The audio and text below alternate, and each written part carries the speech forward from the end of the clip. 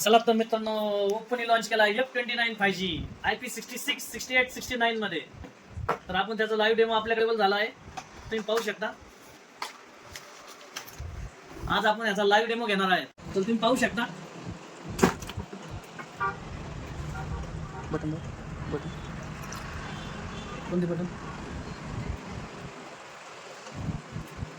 Taste करणार आहोत, पाहू शकता तुम्ही.